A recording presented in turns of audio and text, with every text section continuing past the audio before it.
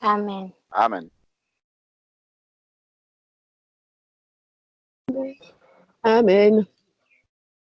Je Seigneur, tends les mains vers le roi qui vient. Je veux chanter mon Créateur. Tu es le seul qui règne sur mon cœur. Je tends les mains vers le roi qui vient. Je veux chanter mon Créateur. Tu es le seul qui règne sur mon cœur. Et je n'aurai pas d'autre Dieu.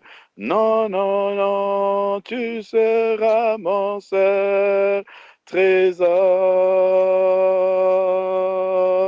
Esprit du Dieu Tout-Puissant, c'est toi que mon cœur désire. À toi, Seigneur, j'offrirai mon sacrifice. À toi, Seigneur, j'offrirai ma vie entière. Je tends les mains vers le roi qui vient. Je veux chanter mon Créateur. Tu es le seul qui règne sur mon cœur. Je tends les mains vers le roi qui vient. Je veux chanter mon Créateur. Tu es le seul qui règne sur mon cœur. Et je n'aurai pas d'autre Dieu.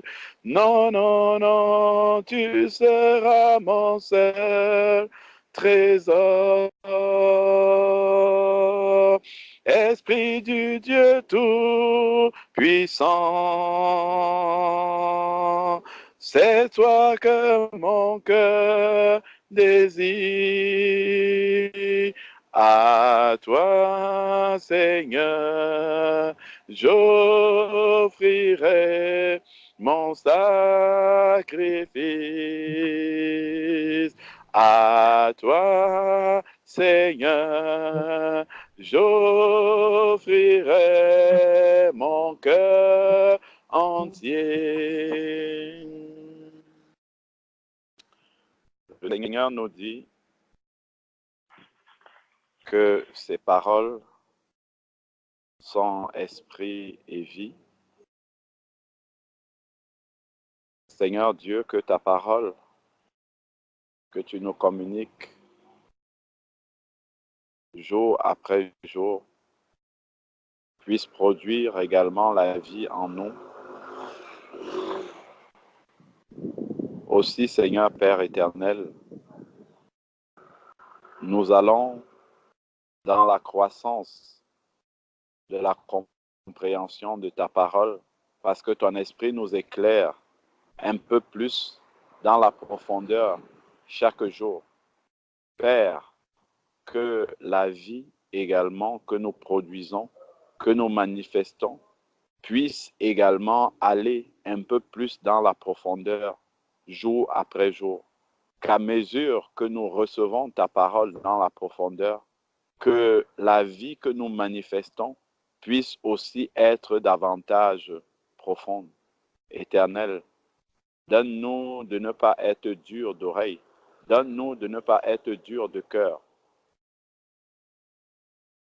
Père, mais que ta tombée dans une bonne terre, celle de notre cœur, et qu'elle puisse produire la vie au nom de Jésus-Christ. Jean chapitre 13. Jean chapitre 13 à partir du verset 1. À la fête de Pâques, Jésus, sachant que son heure était venue de passer au Père, et ayant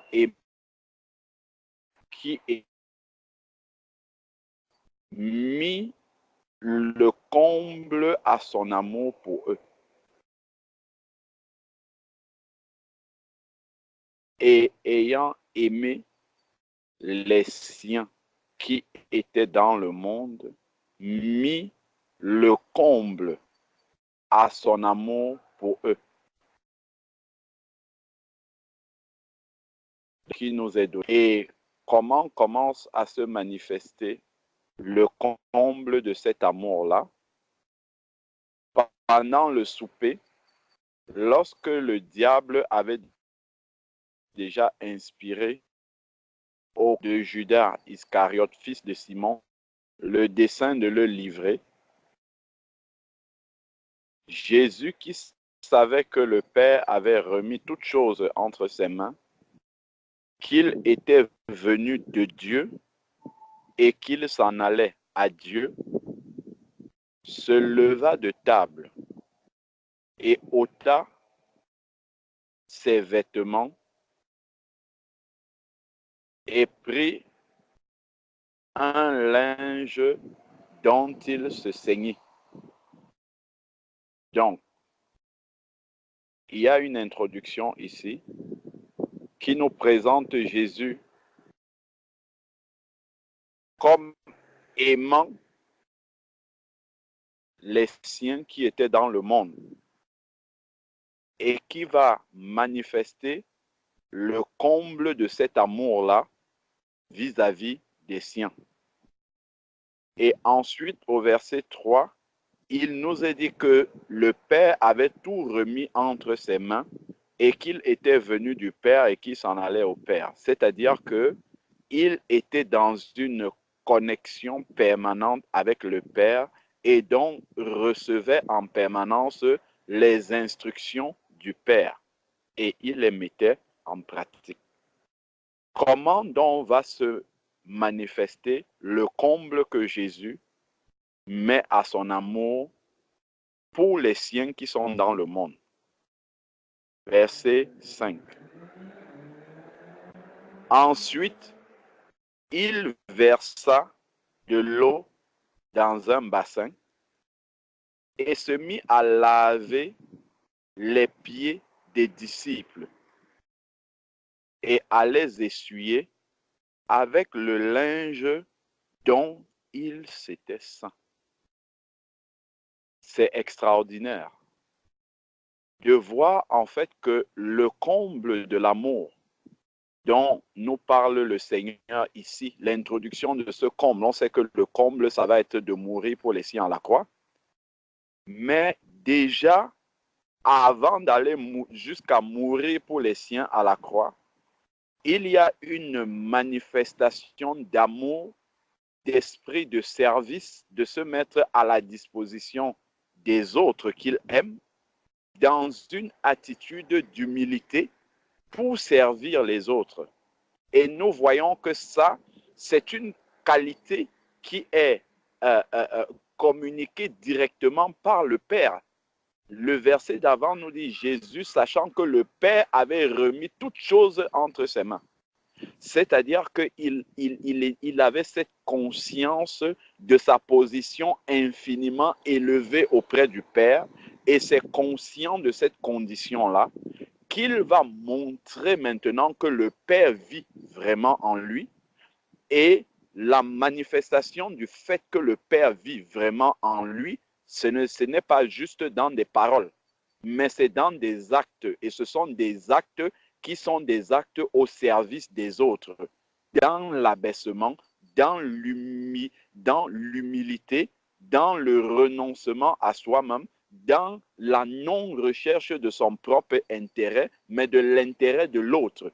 Il n'a pas commencé par se laver les pieds, mais il va laver les pieds à ses disciples, sachant que Satan avait déjà mis dans le cœur de Judas le dessein de le trahir. Ça veut dire que Judas, qui avait déjà le dessein de trahir Jésus, Jésus va quand même agir en se mettant au service de ses disciples, y compris Judas, pour nous montrer en fait que ce n'est pas parce que mon bien-aimé réagit mal vis-à-vis de moi que mon comportement vis-à-vis de lui doit changer, que ma disposition à me mettre à son service doit changer, que l'amour que je dois lui manifester en le servant, ce n'est pas un amour de bouche comme Jean nous dit dans l'épître de Jean. Bien-aimés, n'aimons pas seulement de bouche. Non, c'est quelque chose de pratique qui se voit. Et c'est ainsi que nous voyons que réellement nous sommes connectés au Père. Lorsque dans nos œuvres, nous voyons les œuvres du Père manifestées dans le sens où nous sommes au service des autres. Sinon, nous ne sommes pas encore en connexion avec le Père. Parce qu'il y avait la plus grande connexion avec le Père, voilà, il se rabaisse, il se met au service des autres et il commence à leur laver les pieds. Laver les pieds, il faudrait qu'on se remette dans le contexte de l'époque. Les gens marchaient à pied avec des sandales. Donc, les pieds ramassaient toute la saleté qui pouvait exister sur le chemin lorsque les gens marchaient. Cette saleté-là s'attachait aux pieds des personnes et ce sont ces pieds-là que Jésus lave. Donc Jésus ne trie pas, il ne recherche pas à manifester des œuvres de surface dans la vie de ses disciples, c'est-à-dire des œuvres qui sont faciles à faire. Je vais aider mon bien-aimé sur ce qui est simple, sur ce qui ne m'embête pas, sur ce qui ne me coûte pas, sur ce qui ne, là où il n'y a pas un véritable don de soi.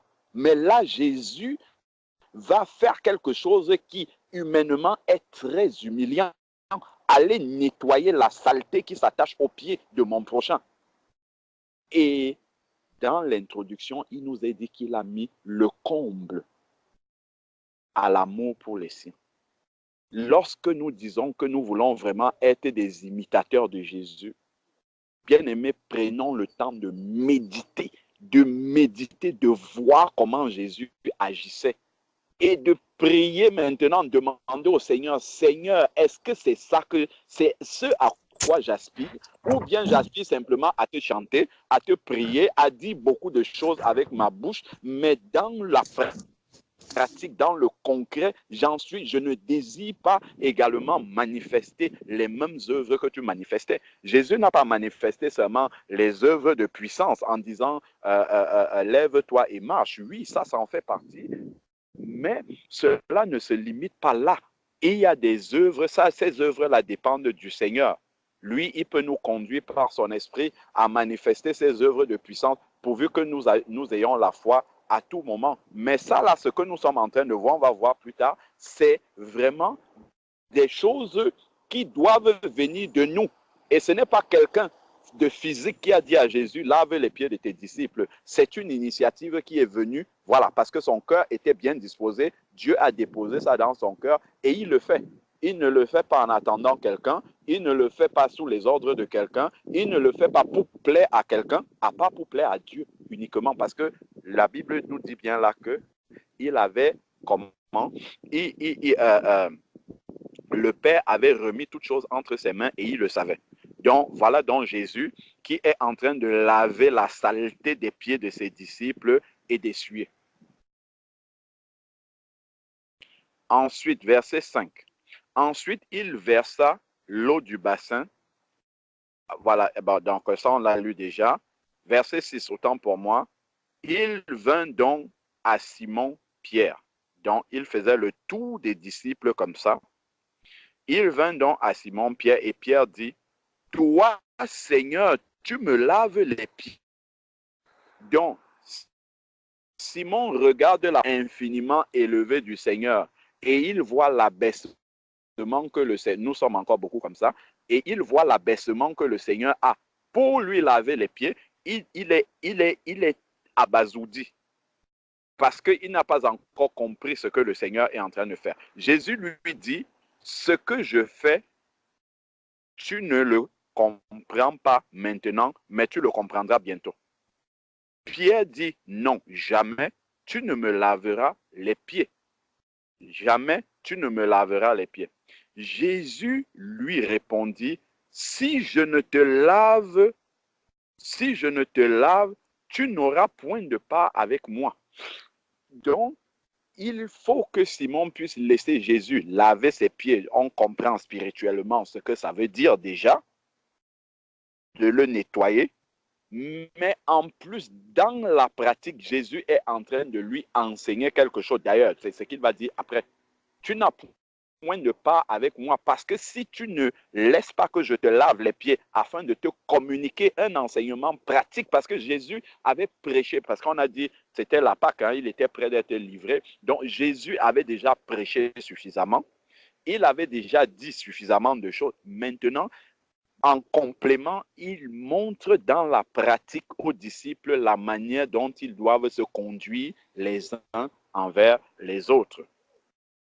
Et il dit bien à Pierre que si je ne fais pas ça, tu n'as pas de part avec moi.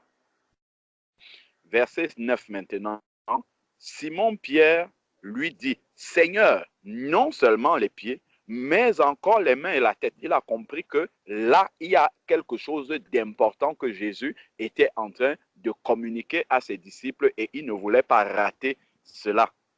Jésus, verset 10, Jésus lui dit, celui qui est lavé n'a besoin que celui qui est lavé n'a besoin que de se laver les pieds pour être entièrement pur. Et vous êtes purs, mais non pas tous. Non pas tous, parce qu'il y avait Judas également. Et Jésus lave les pieds, y compris les pieds de Judas. Donc, il ne fait pas le tri. Je ne vais pas aider un bien-aimé, me mettre à son service parce qu'il m'a d'abord fait du bien. Sinon, qu'est-ce que j'aurais de plus que les pharisiens et les prostituées? C'est ce que Jésus a dit dans Matthieu 5. Je vais le faire simplement parce que c'est ce que Jésus aurait fait et parce que c'est Jésus qui vit en moi et qui produit cette vie-là. C'est son esprit en moi qui produit la vie. Et l'esprit ne trie pas, ne choisit pas. Donc, Judas pouvait être là. Il n'est pas pur, mais Jésus va aussi se mettre à son service. Verset 11. Car il connaissait celui qui le livrait, c'est pourquoi il a dit, vous n'êtes pas tous purs. Donc celui-là, il était au milieu d'eux. Après leur avoir, nous sommes au verset 12, après qu'il leur eut lavé les pieds et qu'il eut pris ses vêtements, il se remit à table et leur dit, comprenez-vous ce que je vous ai fait? Donc, il y a quelque chose à comprendre dans la pratique du service du Seigneur. Il y a un enseignement. Jésus a pris la peine, il a d'abord mis en pratique et ensuite, il va enseigner les disciples par rapport à cela. Ça veut dire que c'est quelque chose de fondamental, c'est quelque chose d'important. Vous m'appelez Maître et Seigneur et vous dites bien, car je le suis. Donc, nous ne devons pas considérer la condition élevée de disciples ou faibles, peu importe ce que nous sommes, grâce à l'Esprit de Dieu qui habite en nous. L'Esprit de Dieu qui habite en nous ne peut pas nous laisser sans porter de fruits, ne peut pas nous laisser sans nous communiquer l'esprit de service. C'est que ça veut dire que soit nous sommes durs d'oreille, nous n'entendons pas. C'est la première chose que l'Esprit de Dieu vient apporter dans une vie. Il convainc de péché et il donne tout de suite l'esprit de service pour ressembler au Maître.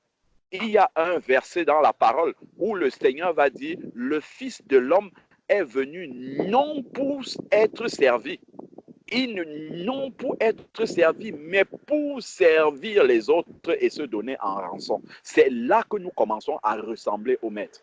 Lorsque nous manifestons l'esprit de service et que nous aspirons à servir les autres dans l'abaissement, dans l'humilité, non pour être reconnus, non pour avoir une récompense charnelle ou humaine, non pour montrer aux autres qu'on le sert, non, mais pour ressembler à notre Maître parce qu'il vit en nous. C'est cela l'amour de Dieu, mes frères et sœurs. C'est ça le véritable amour. L'amour de Dieu, ce n'est pas seulement chanter, prier, louer, méditer. Tout ça, c'est bien. Mais tout ça a un but.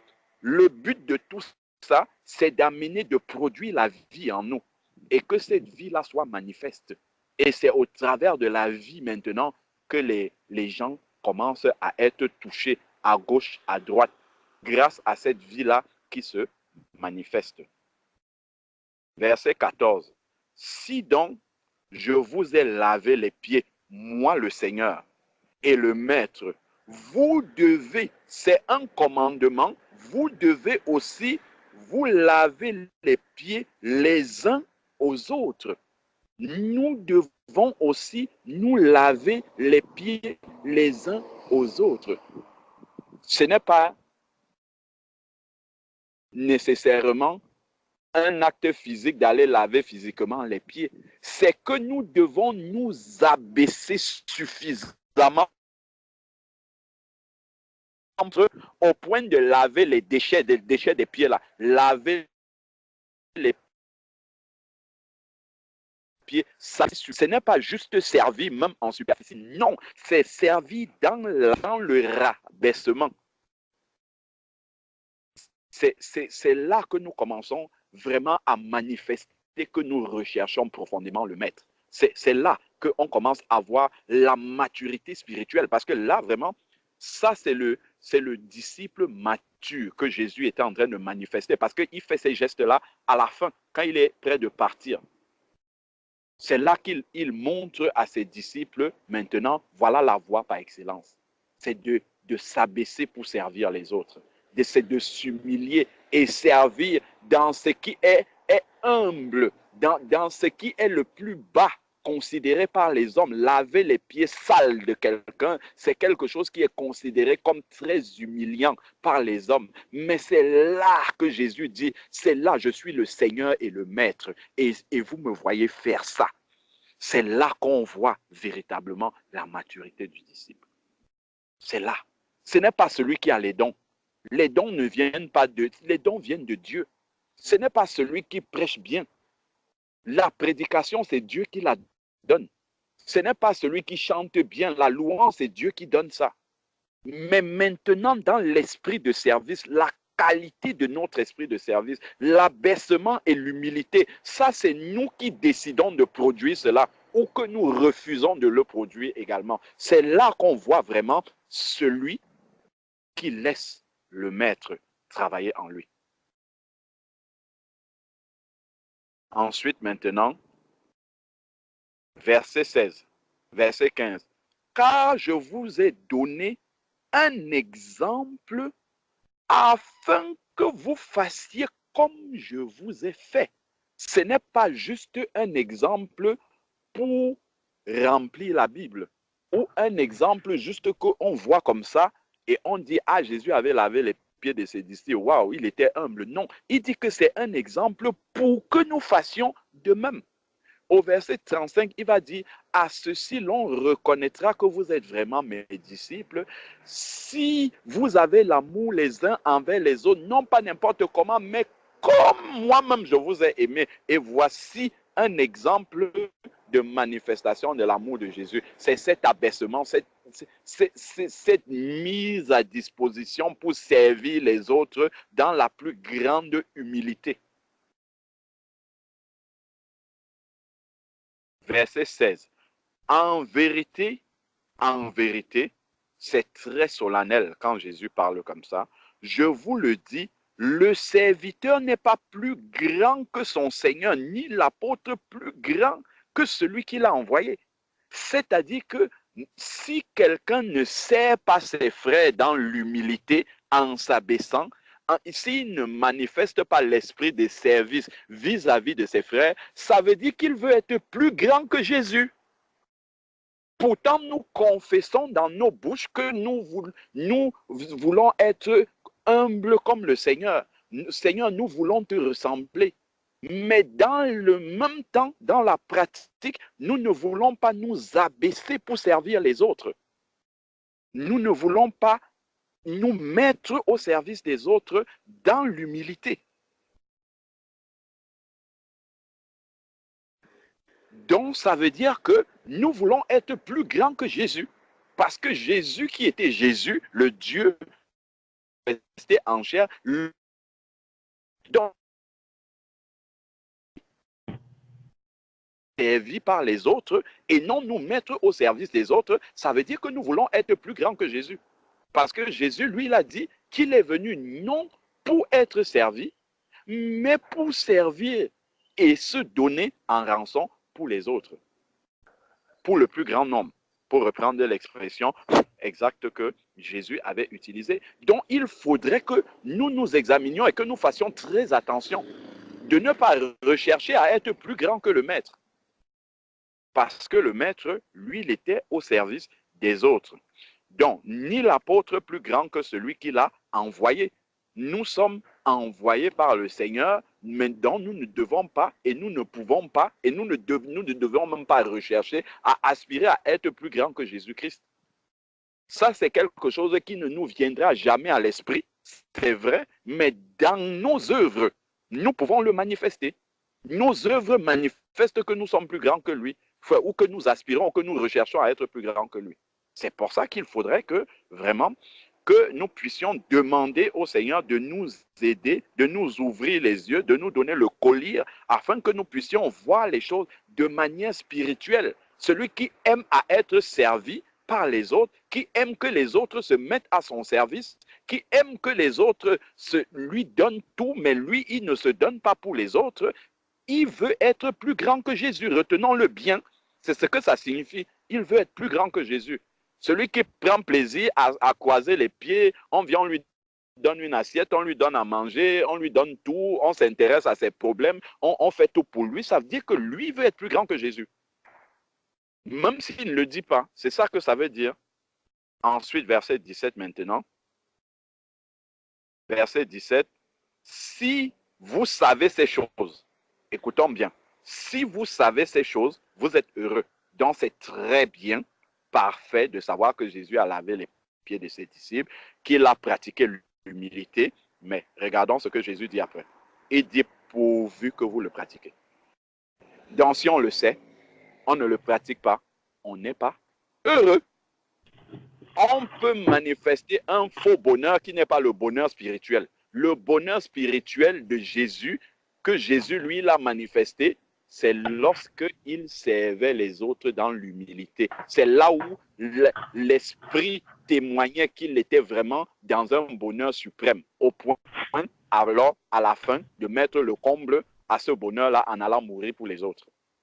Voilà l'expression du bonheur véritable, le bonheur spirituel.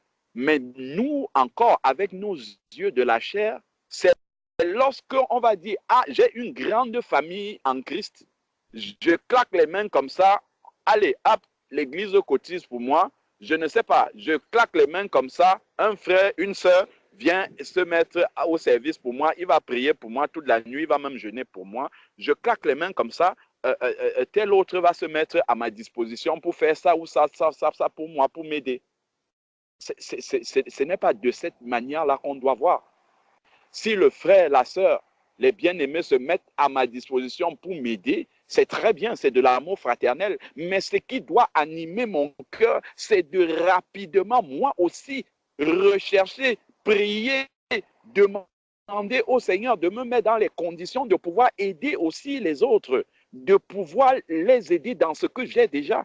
Et Dieu nous a tous donné des talents afin que nous ne puissions pas être sans porter de fruits. Prendre du temps pour mon frère, ma soeur, pour aider dans ci, dans ça, aller même lui demander, mon frère, ma soeur, en quoi est-ce que je puisse être utile, ainsi de suite. Mais c'est ça, porter du fruit. C'est ça, pratiquer ses œuvres dans l'humilité. Quand je vois ce qu'il y a à faire, je n'attends pas qu'on me dise de faire, je le fais avec empressement parce que je le fais animé par l'Esprit de Dieu. C'est ça vraiment que le Seigneur attend de la vie du disciple, que ça c'est ça qui complète le chant, l'adoration, la méditation, ainsi de suite. Le but final, c'est celui, c'est si on s'arrête à l'adoration, à la méditation, à la connaissance de la parole de Dieu, en fait, on n'a pas atteint le but. On n'a vraiment pas atteint le but. On s'est limité à la périphérique. Il y avait un but pour lequel tout cela est donné, c'est pour manifester la vie, mais on n'est pas arrivé jusqu'à la vie. On a pris tout ce qui était en périphérie et finalement, on ne manifeste. Je prends l'exemple d'un athlète, par exemple, qui se prépare pour un grand championnat, les Jeux Olympiques, par exemple. Il va courir sous la pluie, sous la neige, il va s'entraîner, il va gravir les montagnes, ainsi de suite, pour être résistant. Mais au final, le jour où il faut aller sur la piste au JO, bah, il ne vient pas. Il s'est entraîné, il a tout pour réussir, mais il ne le fait pas au final. Et il ne sera donc pas couronné parce qu'il n'a pas couru. Pas le but au final de chanter, de prier, de louer, ainsi de suite, de manifester la vie. Et c'est dans la vie là, maintenant, qu'on va voir s'il y a Christ là-dedans. Voilà pourquoi le Seigneur nous dit dans Matthieu 21 qu'on reconnaîtra l'arbre à ses fruits. C'est les œuvres qu'il produit, qui manifestent qui est en lui. C'est vraiment, s'il y a une semence en nous, ce n'est pas la semence qu'on veut voir, c'est le fruit. Lorsque le fruit est manifesté, on reconnaît qu'il y a telle semence dans la personne. Donc, s'il y a réellement la parole de Dieu qui est une semence, c'est écrit dans Pierre que nous avons été engendrés par une semence incorruptible. Donc, si à l'intérieur de moi, il y a vraiment la semence de Dieu, de Jésus-Christ, mais ce sont les œuvres de Jésus-Christ que je vais produire également. Mais s'il y a encore du mal à manifester les œuvres de Jésus-Christ, ça veut dire que cette semence-là, elle peut être bonne, mais la terre dans laquelle elle est, c'est sur quelle terre qu'elle est tombée. Je dois donc examiner donc cette terre-là et commencer à retirer les épines, commencer à retirer les ronces, commencer à retirer les pierres, tout ce qui vient étouffer l'épanouissement, l'éclosion de cette semence-là. Parce que si la semence est bonne, elle ne peut que produire du fruit.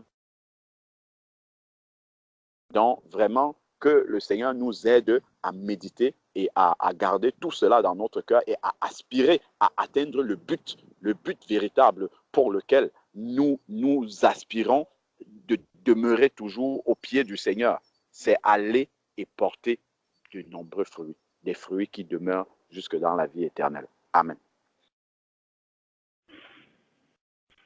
Amen. Amen. Amen. Amen. Je voulais ajouter un mot sur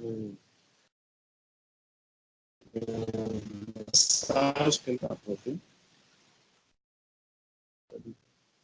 Le frère nous a rappelé que Jésus était en train de mettre le comble.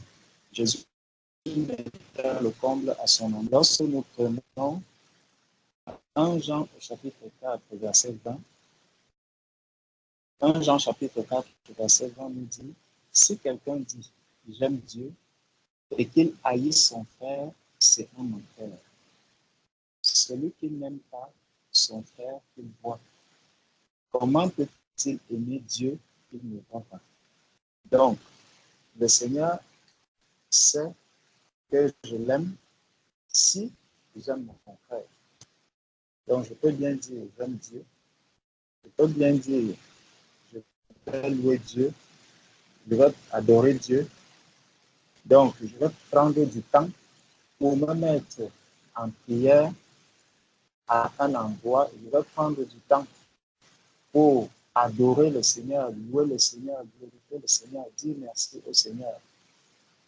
Mais si je ne prends pas du temps pour mon frère, pour ma soeur, si je ne prends pas de mon temps pour le mettre au service des autres, même si j'aurais passé toute une journée dans la présence du Seigneur et que le lendemain, au lieu de prendre aussi du temps pour être au service de mes frères, de mes sœurs, parce que lorsque je passe ce temps à servir mon frère, à servir ma sœur, je suis exactement comme si j'étais en train de prier le Seigneur.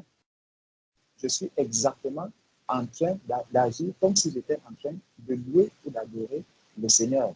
Donc, si quelqu'un passe toute sa vie au service des autres et quelqu'un qui passe tout son temps enfermé dans sa maison seulement en disant je vais prier le Seigneur, je vais louer le Seigneur, je vais adorer le Seigneur, celui qui est au service des autres fait exactement le même travail. Je dirais même qu'il est en train de montrer plus que celui qui reste là, qui s'en fait. Parce que celui qui se donne aux autres, c'est pour ça que le Seigneur dit, le plus grand amour, c'est de donner sa vie pour les autres, pour ses amis.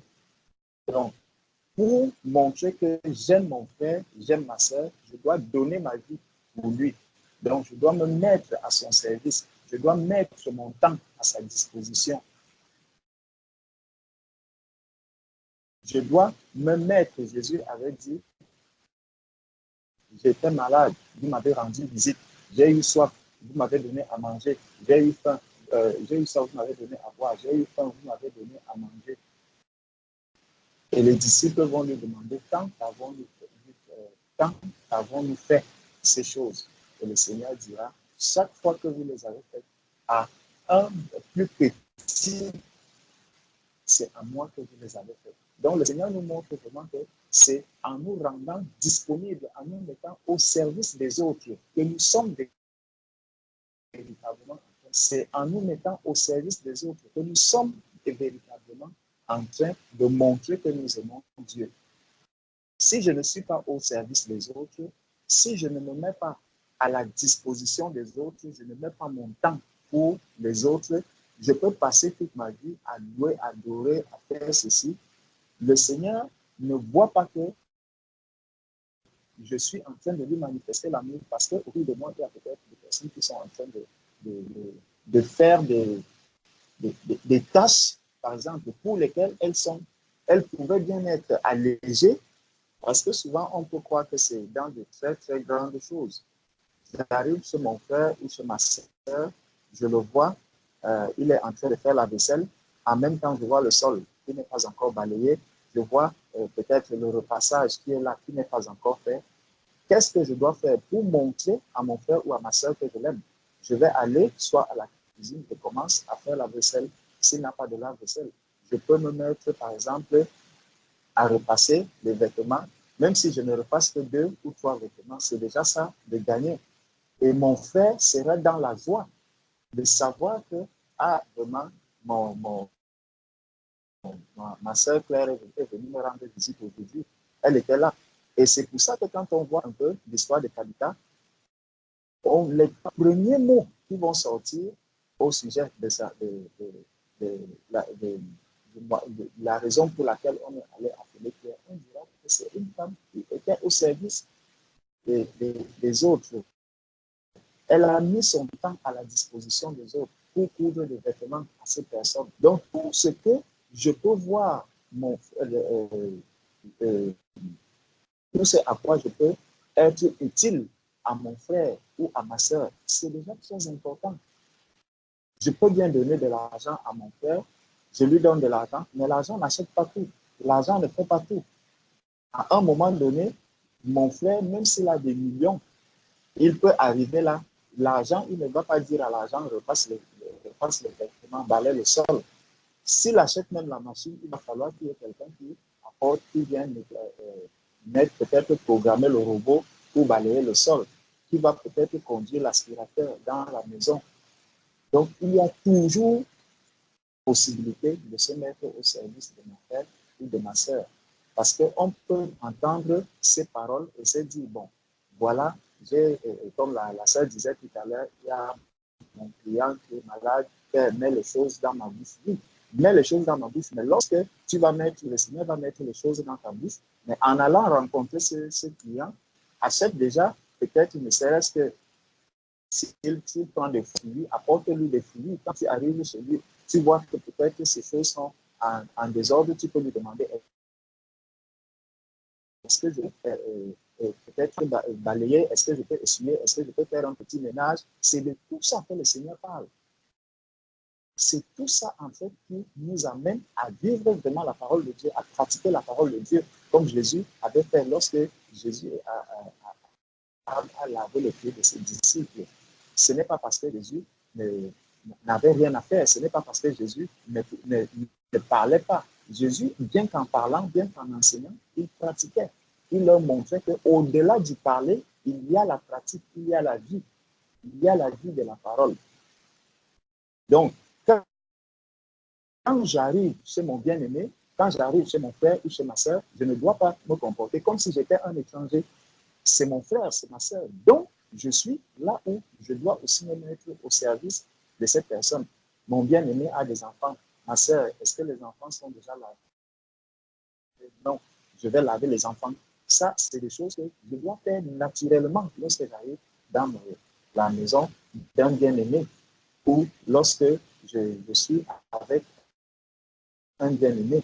Et le Seigneur va encore nous dire que dans Jean 13 au verset 35, il dit: à ceci, tous connaîtront que vous êtes mes disciples, si vous avez l'amour les uns pour les autres.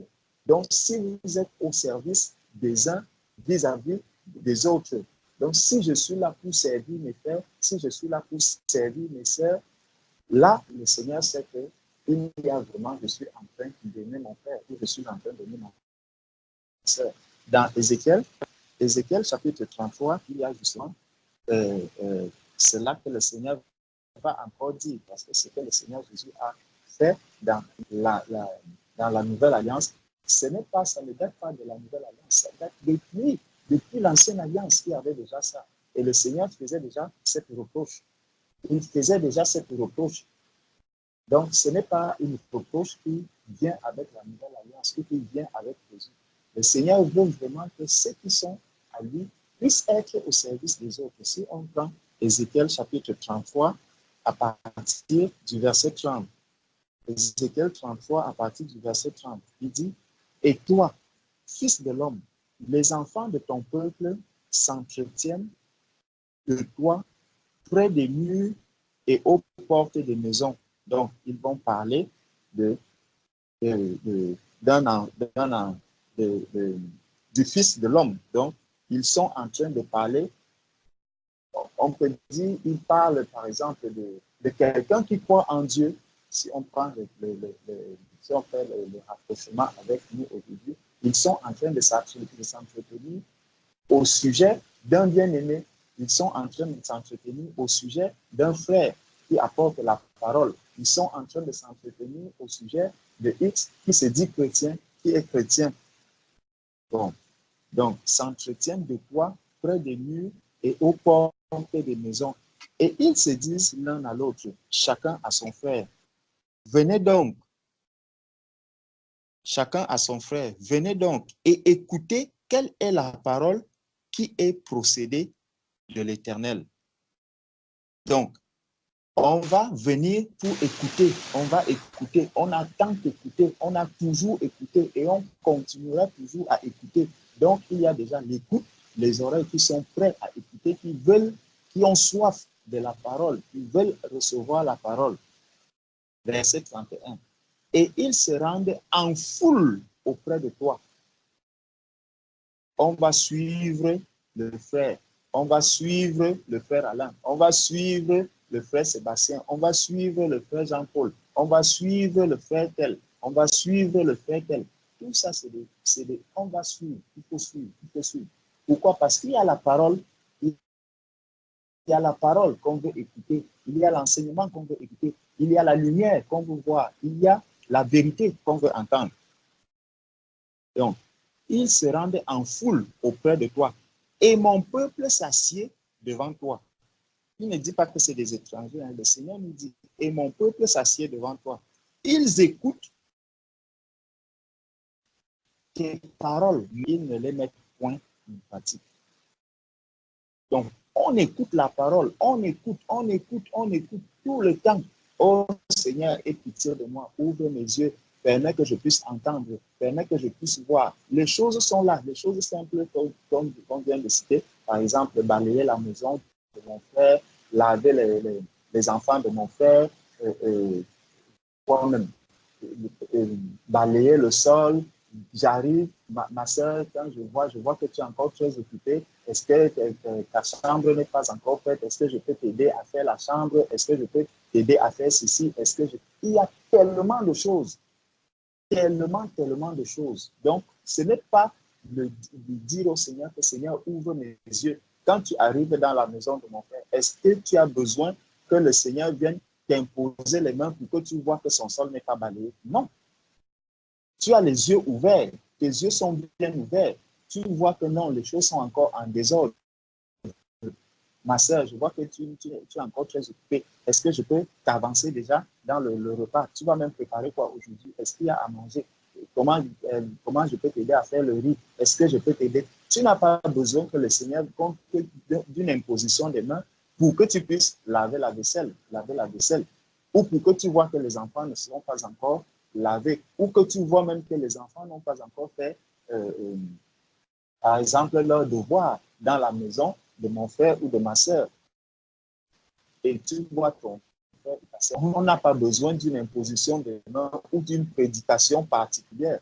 Pour ça, c'est des choses qui sont à l'œil nu. Et le Seigneur dit donc ici que ils écoutent tes paroles, mais ils ne les mettent point, il dit point en pratique, car leur bouche en fait un sujet de moquerie. C'est que quand j'écoute la parole et je ne la mets pas en pratique, c'est comme si je suis en train de me moquer de cette parole parce que justement, je suis en train de venir, je viens pour écouter la parole, je viens pour recevoir la parole de Dieu, je viens pour, et même après, je vais commencer à parler de ce que j'ai écouté. J'ai suivi un très bon enseignement aujourd'hui. Vraiment, le frère nous a éclairés, le frère nous a enseigné, le frère nous a édifiés. Oui, mais si je ne le mets pas en pratique, parler, ça ne sert à rien. Ça ne sert à rien. J'ai bien été édifié, reçu tout ce que j'ai su. Mais si la vie ne suit pas, cela ne servira à rien. Ils écoutent les paroles, mais ils ne les mettent point en pratique, car leur bouche en fait un sujet de moquerie. Et leur cœur se livre à la cupidité. Voici, tu es pour eux comme un chanteur agréable. Ça veut dire que tu es un bon chanteur, tu es un bon parleur. Donc, quand on dit, mon frère a vraiment bien prêché aujourd'hui, vraiment, on a été édifié, on a été enseigné, on a été éclairé. Vraiment, le frère nous a vraiment apporté quelque chose aujourd'hui qui m'a vraiment touché. Si je ne m'arrête pas, cela m'a vraiment touché, ça semble à de la moquerie. C'est comme si je suis en train de me moquer de la parole de Dieu. C'est comme si je suis en train de me moquer de ce que j'ai entendu. Par la suite, je vais prendre cela comme si c'était un bon chanteur. Il a fait un très bon chant aujourd'hui. Donc, voici, tu es pour eux comme un chanteur agréable, possédant une belle voix et habile dans la musique. Un bon chanteur, quelqu'un qui a une belle voix. Non, quand le frère là parle vraiment, il parle posément, il dit vraiment, il entre dans la profondeur des Écritures, il entre dans la profondeur. Vraiment, quand tu sors de là, tu es vraiment rempli, tu es édifié, tu es fortifié, tu es encouragé. En fait, je suis en train de dire simplement que celui-là, c'est un bon chanteur. Celui-là, il a une belle voix. Celui-là, il a une voix suave. Il a une voix agréable. Vraiment, c'est quelqu'un qui sait jouer de la musique, des violons, comme on dit souvent, justement, pour dire que quelqu'un est en train de raconter des histoires qui ne tiennent pas, on dit, il fait du violon. On commence à lui faire du violon. Donc, il veut nous endormir. C'est ce que ça signifie lorsque j'écoute la parole qui m'a édifié et que je ne mets pas en pratique.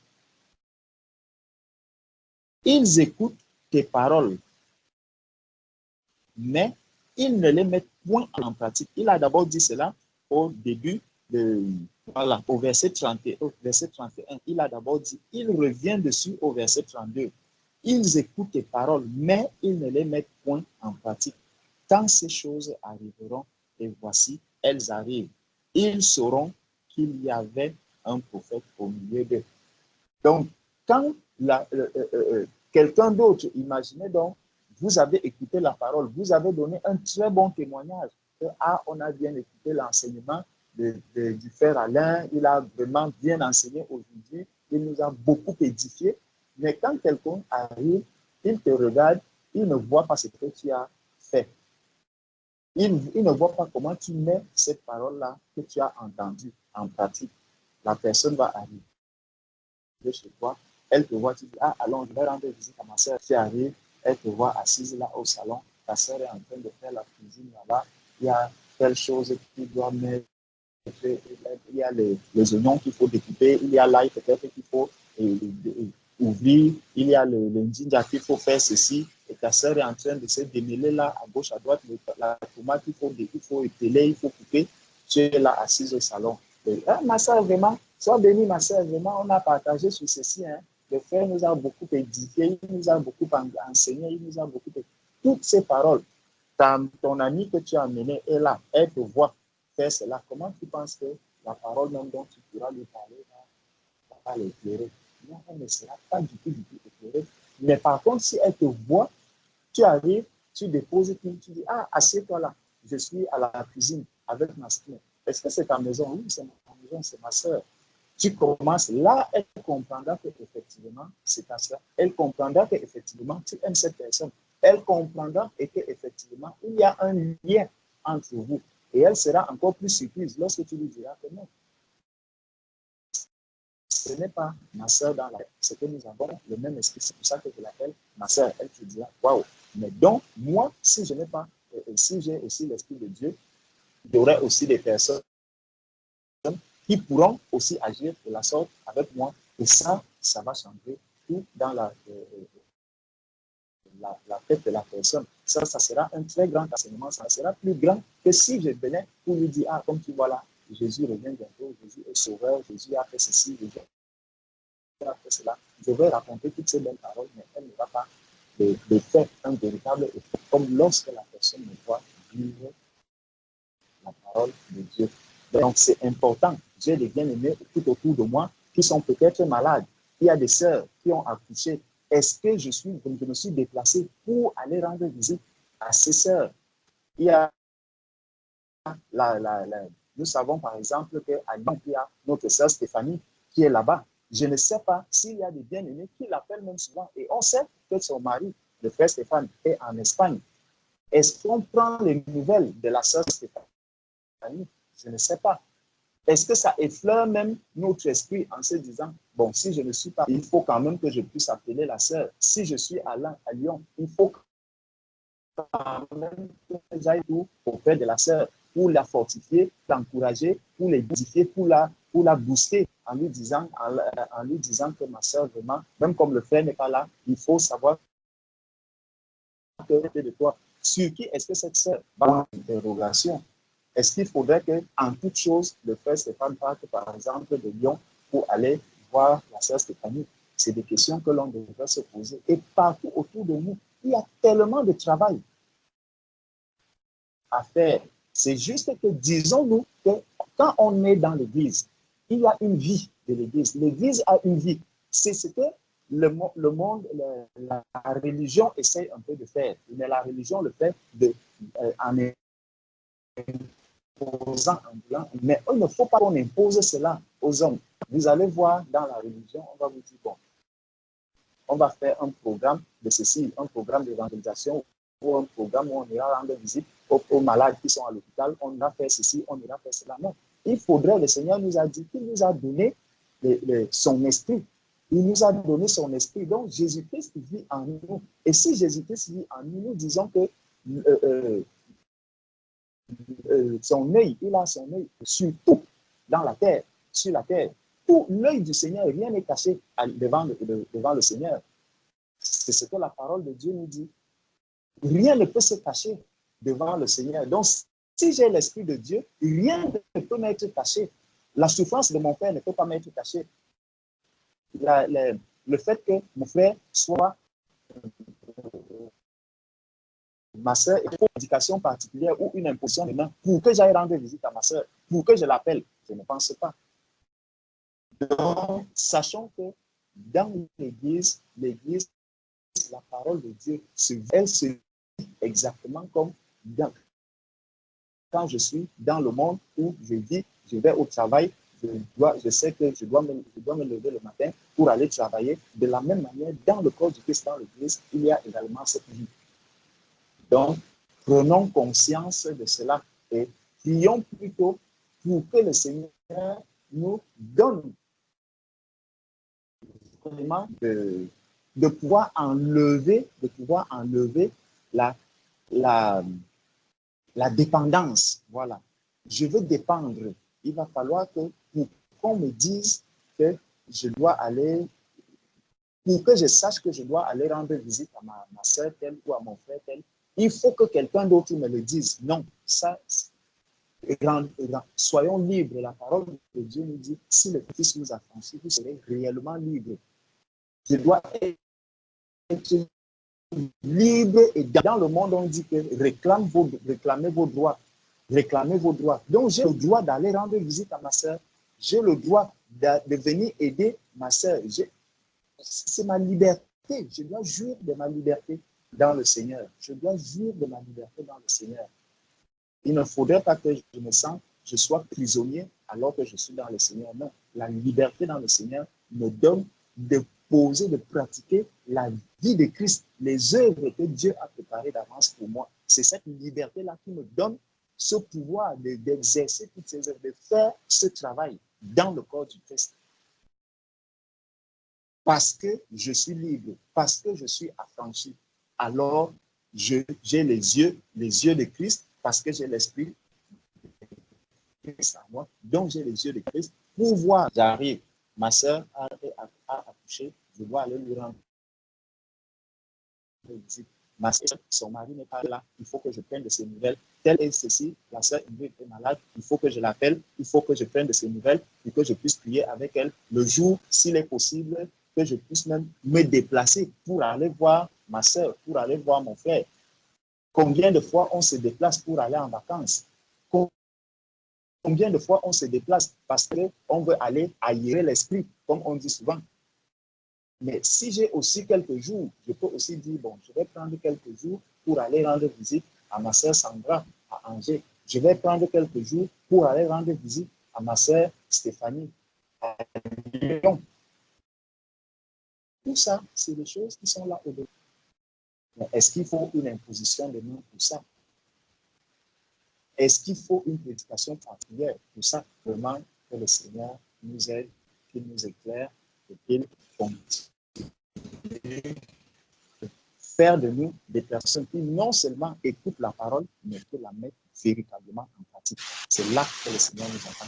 Et là, il commettra, il sera alors que nous nous aimons. Amen.